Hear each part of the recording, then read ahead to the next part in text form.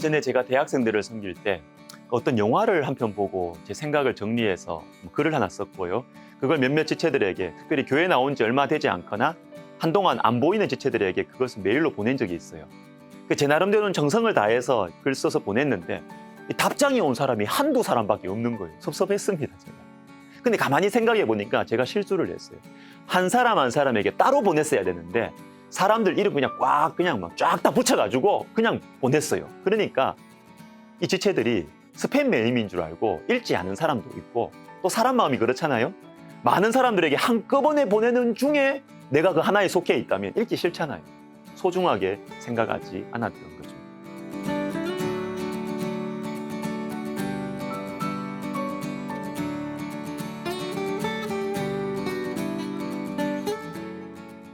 자, 오늘 본문인 로마서 16장의 앞부분은 사람들에게 인사하는 내용입니다. 근데 많은 사람들 속에 내 이름 하나가 끼어있는 스팸 메일과는 차원이 전혀 다르게 말씀이 나와요. 한 사람 한 사람의 이름이 나옵니다. 특별히 잘 보시면요, 유단히 소유격이 많아요. 특별히 1인칭 소유격. 나의, 내라는 말이 많이 사용되고 있습니다. 11번이나. 나의 보호자, 나의 동력자. 여러분이 아끼는 사람들에게 카톡이나 문자 보낼 때 어떻게 합니까? 사랑하는 친구, 사랑하는 동생. 이것보다 더 마음을 실으면 사랑하는 내 친구, 내 동생, 우리 누나, 우리 형 이렇게 하지 않습니까? 사도 바울에게 이 사람들은 보통 사람들이 아닌 거예요. 보석 같은 존재들입니다. 생각하면 고맙고 또 보고 싶고 이름을 부르다가 눈물이 날 것 같은 그런 이름들입니다. 너무나 그리운 이름들. 여러분에게는 이렇게 부를 수 있는 이름들이 있습니까? 그 이름을 부르다가 울어버릴 이름들이 있습니까? 제2차 세계대전 동안에 있었던 일입니다. 전쟁 고아를 수용해 놓은 이 고아원에 이 마라스무스라는 이상한 이 치명적인 병이 발견되었어요. 이곳에 있는 고아들은 알록달록하니 온갖 장난감, 또 밝은 색상의 가구들, 좋은 음식들이 제공되는 아주 참 좋은 시설에서 자라나고 있었어요. 근데 이렇게 좋은 환경에도 불구하고 이상하게 애들이 빠른 속도로 건강을 잃어갔다고 합니다. 장난감 새 걸 줘도 더 이상 가지고 놀지도 않고 식욕도 점점 잃어갔습니다. 이 애들이 안 그래도 몸이 작은데 갈수록 허약해지고 또 둔해졌고 점점 기운을 잃어가더니 급기야는 죽어버리는 아이들까지 생겨났습니다. 자, 이런 소식이 퍼져가지고 유엔 소속의 의사들이 이 고아들의 상태를 진단하고 처방하기 위해서 그 고아원으로 신속히 파견되었어요. 근데 진단은 그 원인은 오래 걸리지 않았습니다. 처방도 간단했고요. 며칠 만에 애들은 완치되었다고 합니다. 여러분 그 처방이 뭔지 아십니까? 매 시간마다 10분씩 애들을 쭉 들어가지고 안아주고 입 맞춰주고 같이 놀아주고 말을 걸어주는, 이게 처방이었어요. 애들 낫는 것입니다. 금세 이 효과가 났다. 며칠 지나지 않아서 애들은 다시 생기를 띠고 입맛도 돌아왔고 장난감도 가지고 신나게 놀기 시작했다는 것입니다. 마라스무스, 이것이 완치된 것입니다. 사랑하는 시청자 여러분, 인간은 참 외로운 존재예요. 근데 더 큰 비극은 뭐냐면 그렇게 외로움에 무차별적인 공격을 받고 있는 인간 존재는 결코 섬이 아니라는 것입니다. 즉 혼자 못 산다는 거예요. 혼자 있는 섬으로 살아갈 수 없는, 이 외로움을 감당할 수 있는 힘이 없는 거예요. 그래서 여러분, 인간은 외로우면 친밀함에 대한 욕구가 더 불같이 일어나는 존재, 그게 인간입니다. 근데 오늘 말씀에 나오는 이 사람 바울은 인생의 이런 외로움을 극복한 사람들이에요. 나의 사랑하는, 내 사랑하는 동력자, 이렇게 하면서 완전히 자신 속에 그냥 들어와 있는 26명의 사람들의 이름을 부르고 있어요. 여러분, 그렇다면 어떻게 해서 이 외로움을 극복할 수 있었을까요? 여러분, 오늘 말씀에서 계속 반복되고 있는 한마디 때문입니다. 사람들과 사물을 바라보고 생각할 때 바울이 기준으로 삼았던 그 하나, 바로 그것 때문에 외로움을 극복할 수 있었어요. 그게 뭐냐? 주 안에서입니다. 오늘 말씀은 사랑하는 사람들의 그 이름들을 부르면서 이 사람은 나와 성격이 맞아서 좋아, 이 사람은 나와 대화가 잘 돼서 좋아, 이 사람은 나와 취미가 비슷해서 훌륭한 사람이야, 이 사람은 많이 가지고 있어서 많이 알아서 좋은 사람이야, 이렇게 말하지 않습니다. 이 사람들을 사랑했던 이유는 단 한 가지. 로마에 있는 이 사람들도 바울을 사랑했던, 그리워했던 이유도 단 한 가지. 사도이기 때문이 아니에요. 나를 특별히 존경해 주었기 때문에, 이거 아닙니다. 단 하나, 주 안에서입니다. 주 안에서.